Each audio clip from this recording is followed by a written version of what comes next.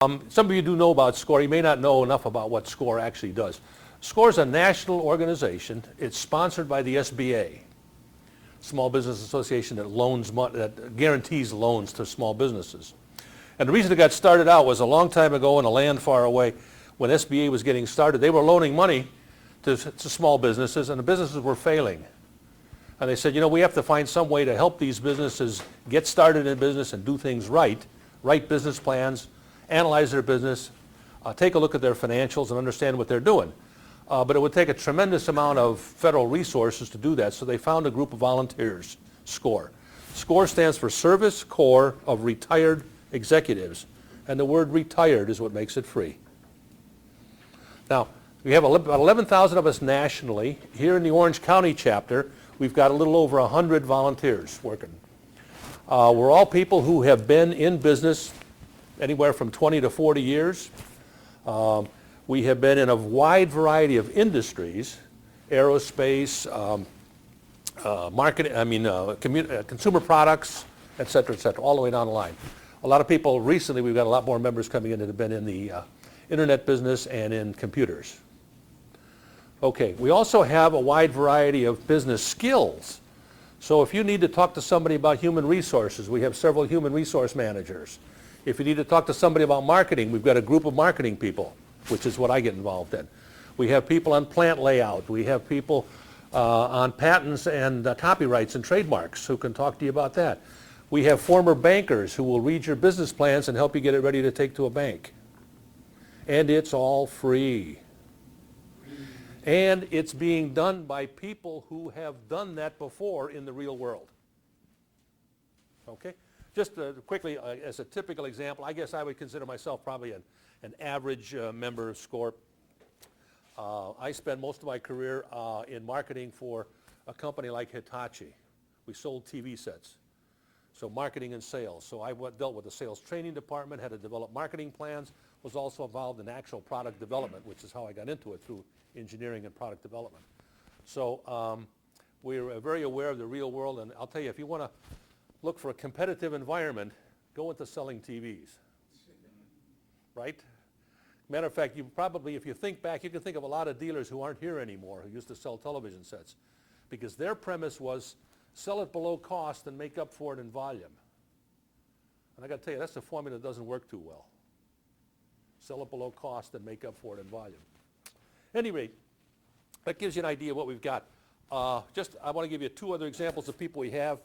One guy, I talked to him and I said, what do you do? He says, I'm in the meat business. Oh, my dad was a butcher. What do you do?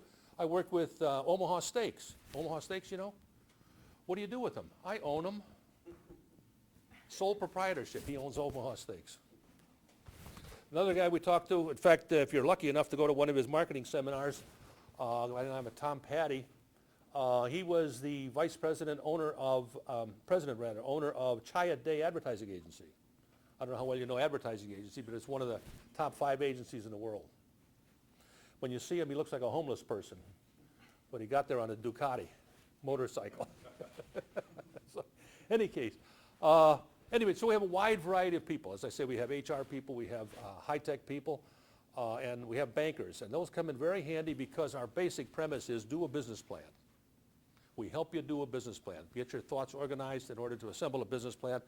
And what our banking committee does is when you get your business plan ready to take to a bank, they'll say, bring it to us. We'll go through it with you piece by piece, and we'll tweak it for you so that you can make the best possible presentation to a bank. And because they establish relationships with all the banks in the area, they'll be able to tell you very often which is the best bank to go to increase your probability of getting a loan. Unfortunately, in today's environment, loans are very difficult to get. But there are ways to get money beyond banks. And these guys know what they are. Now, some of the things that SCORE can do for you, because you've been through marketing and you always know the first thing you want to sell is the benefits. So what's the benefits of SCORE to you? Okay. So we created a brochure, no charge business assistance. So we help you guys get going for startups and existing businesses. And the way we deliver that benefit to you is through several basic things that we do. Face-to-face counseling. Our headquarters is in Santa Ana, right across from the the old courthouse that has the cannons in front of it. If you shoot the cannons, they'll go right through our office windows.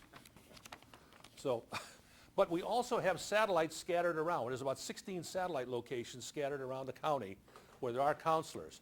And these are counselors who don't want to drive to Santa Ana. They say, hey, I live in Mission Viejo, I'll start something so I don't have to drive all the way to Santa Ana. So they start one in Mission Viejo or Lake Forest or a lot of local areas. And they usually meet once a week.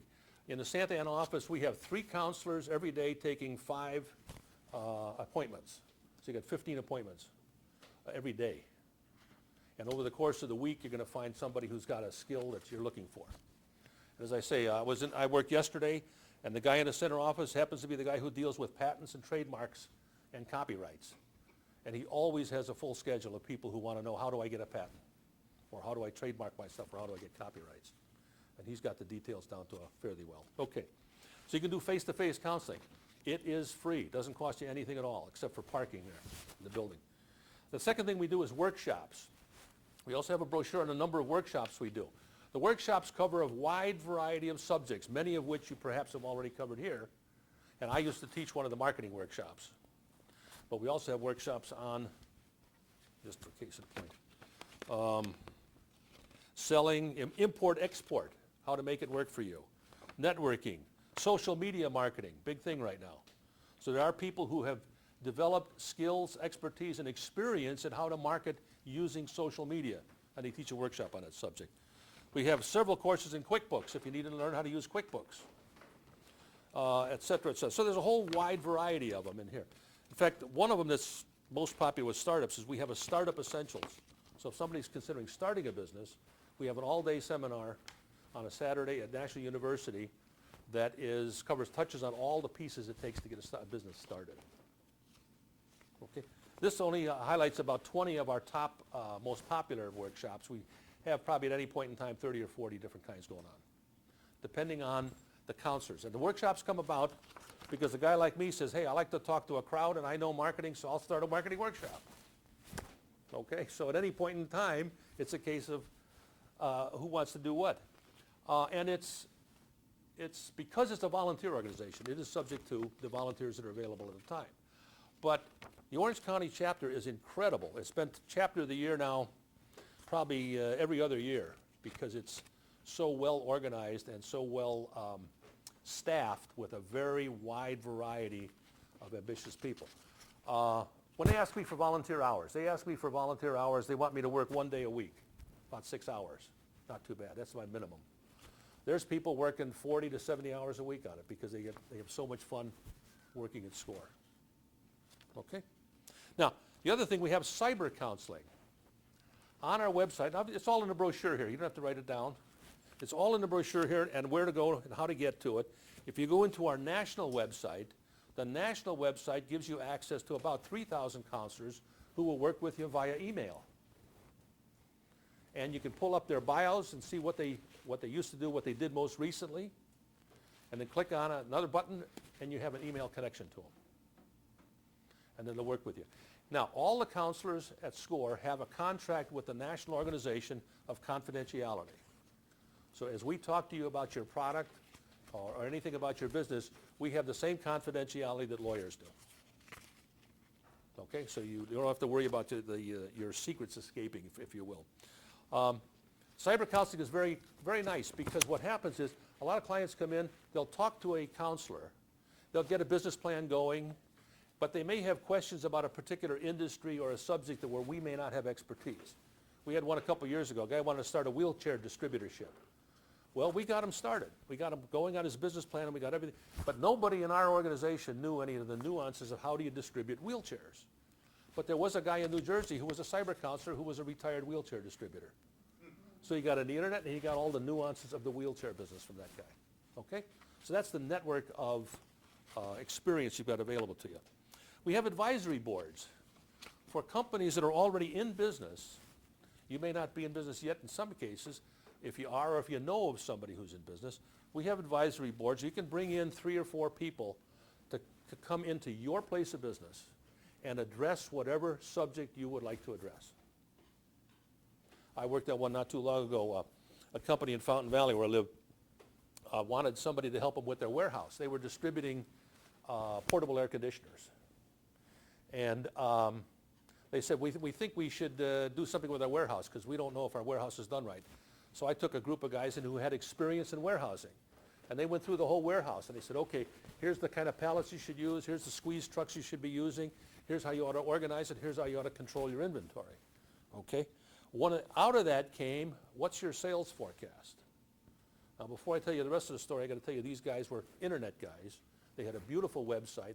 They were selling $10 million a year. And they didn't have a sales forecast.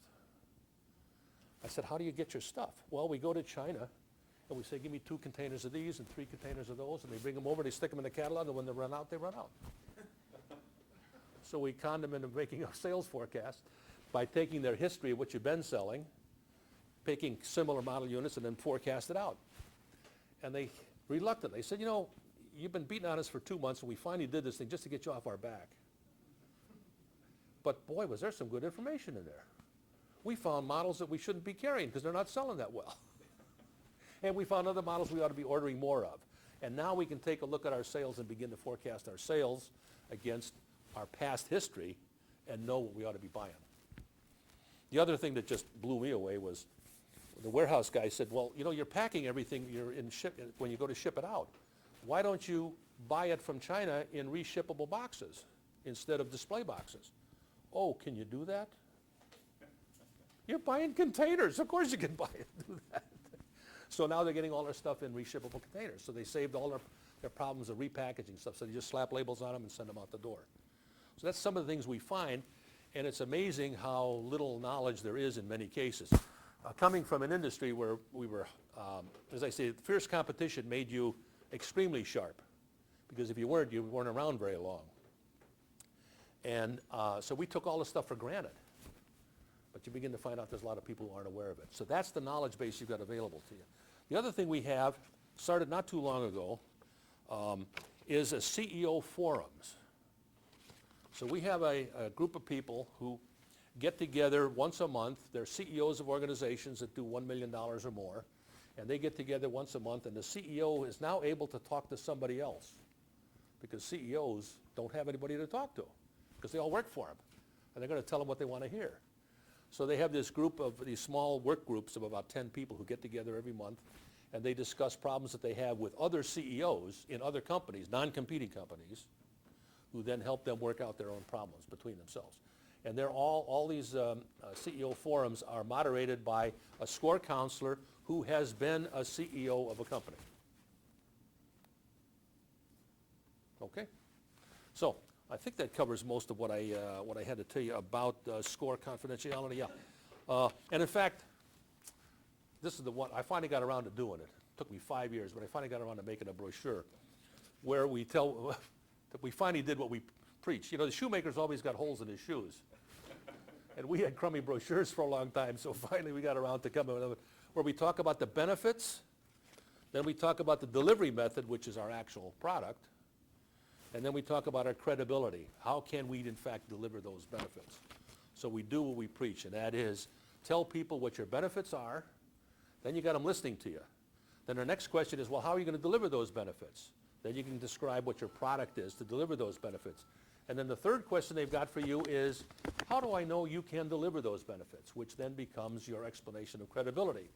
Testimonials, success stories, credentials, whatever it happens to be that gives you the credibility that you can, in fact, deliver those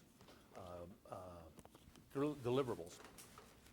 And the other thing we preach is unique selling advantage. Because, again, coming from an industry that was fiercely competitive, if you don't have an edge that you can talk about in a competitive business, you're toast. So you got to find that competitive edge and make sure that it is extremely visible. Now the workshop, we talked about the workshop. We were going to hand those things out when we get a chance. And I boil it down. I said, hey, marketing is simple. It's ABCs. It's as simple as ABCs. Because it's about the appearance of your benefits to your customer. Now that's the simple part. The hard part is making it happen. But to me, the key to marketing has always been creativity. You've got to unleash your creativity to figure out how do I get my benefits in front of my customers in a way that is going to differentiate me to get my customers to listen to me. Okay, the first 7 pages happen to be summaries of the slides that I used. Actually, they're expansions of the slides I used. And then on the back, there's a lot of support information, such as I suggest everybody should have a tagline. You shouldn't have a name that doesn't have a tagline to it, because your tagline gives you an opportunity to once again present the benefit of your product. BMW, the ultimate driving machine. One of them I have in my card file is a pizza parlor. You know, what can a pizza parlor do? But their tagline is a slice above the rest, because their claim to fame is they make better tasting pizzas. They don't deliver them real fast, and they're not cheap, but they're better tasting pizzas. So they come up with a slice above the rest. So you can use a tagline to emphasize it, which then becomes part of what I say, and that is that marketing is a compilation of hundreds of little pieces that add up to create this picture of what your product is all about. Now, the last thing, and I'll get out of here quickly, is that to me, a marketeer isn't a marketeer. He's a short story writer. Why is he a short story writer? Well, you're writing a story of your product. And your story is the benefit story, followed by the product delivery method, and the substantiation that you can deliver it. So you create that in a story that flows from one to the next. That then becomes your brochure, your presentation, and you're home free. Okay, I'm sorry. Any questions? Yes? I'm sorry, forgive me for coming in late. Did you talk about advice for nonprofit, faith-based nonprofit organizations? Yes. Okay.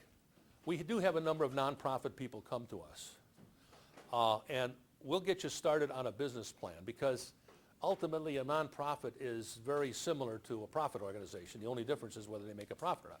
Now, there's a lot of for-profit companies that have turned into nonprofits through no fault of their own. But if you're going to be chartered as a 503c, a nonprofit, there are a few subtle differences. But we do have an organization that is an associated organization that deals with specifically nonprofits. We do have several counselors who deal and specialize in counseling nonprofits, by the way. Okay? But then you can go a step beyond that, and there's an organization called Executive Coaches of Orange County, which does specific coaching, but only for nonprofits. And 2/3 of the people who work there are SCORE people. Okay?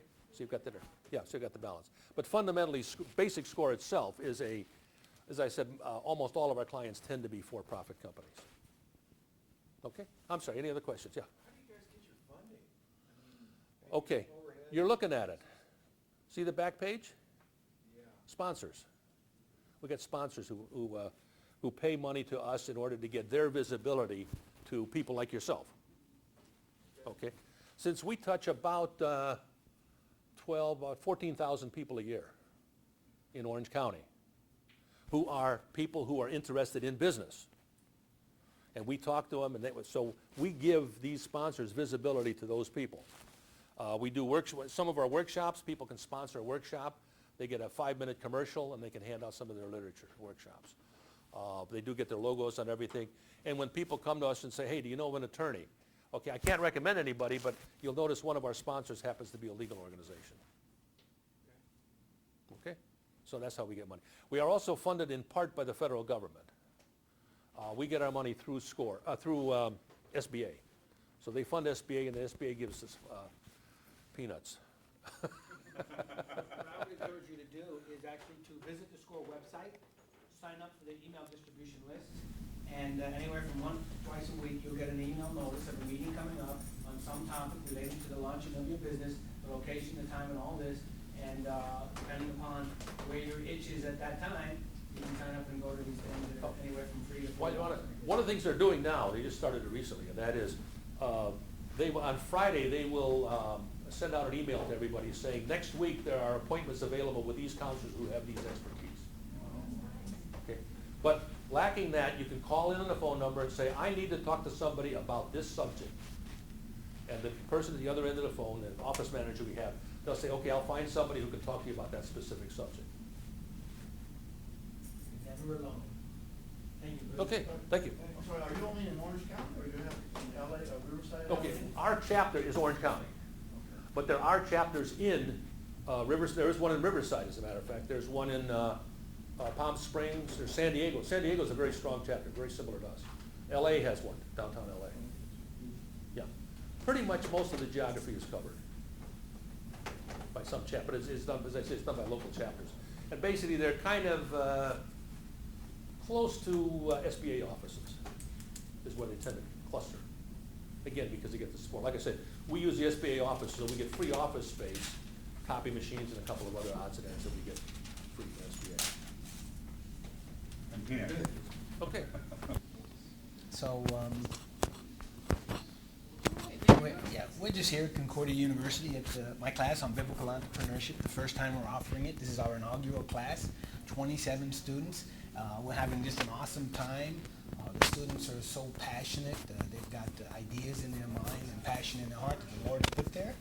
And we're just being used to help them take that and put it on paper to learn best business practices and then biblical principles so that they could be the entrepreneur that God created them to be. And so we're just having so much fun, and I hope you'll enjoy hearing from some of them. Thank you.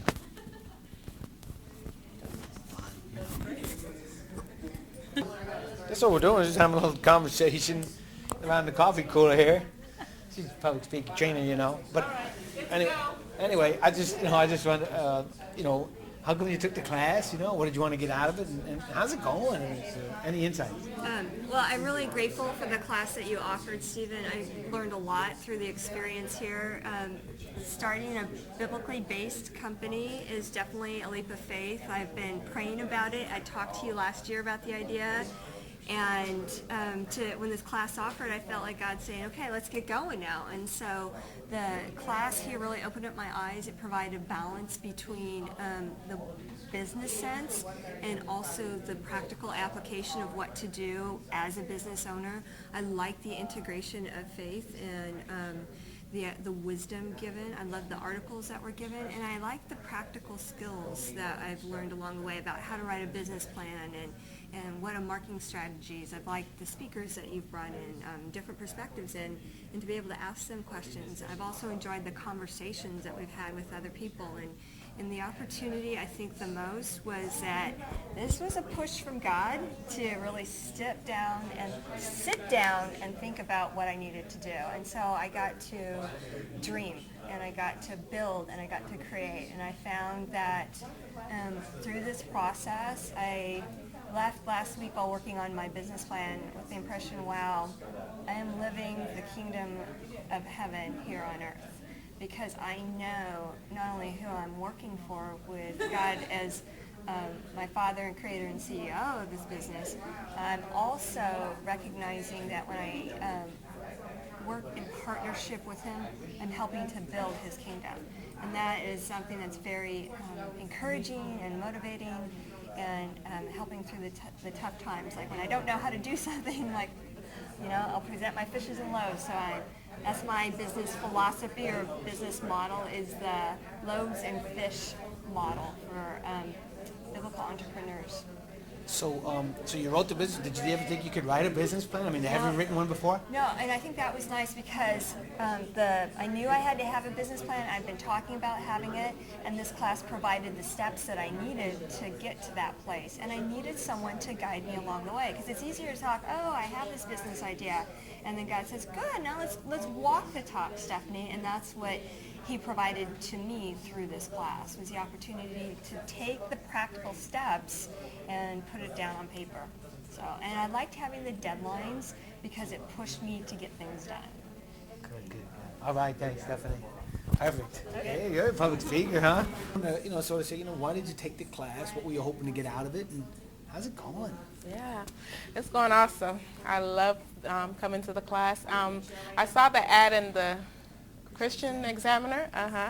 And you know, when I read all the things were offered in the class, I really got excited because personally, I'm an entrepreneur. I've been an entrepreneur for about 10 years. But at this point that I want to take my business to the next level, and I felt like I needed a little bit more coaching, a little bit more education, or expertise. So, and that's the main reason I took the class.